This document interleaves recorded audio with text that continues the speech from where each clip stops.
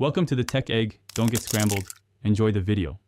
You start by confirming you have admin access and that the app is fully closed. If it's open, quit it now. Open Finder and navigate to Applications, or use Launchpad to locate the app icon. Check whether you installed it from the App Store or from a downloaded. DMG, this matters for the uninstall method.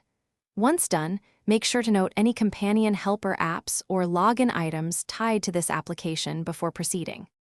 You can uninstall by dragging the app from Applications to the trash. A quick alternative is to open Launchpad, click and hold until icons jiggle, then delete if the app is from the App Store. If the app has an uninstaller, run it from its folder in Applications. This removes bundled helpers. Once done, empty the trash. Make sure to restart your Mac to release locked files and complete the removal process so leftover processes aren't running.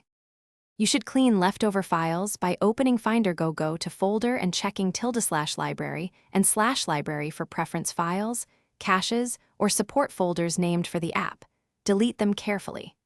Once done, review system settings, users and groups, login items, and activity monitor for stray processes, and remove any you find. If the app won't uninstall or reappears, reinstalling it and then running its official.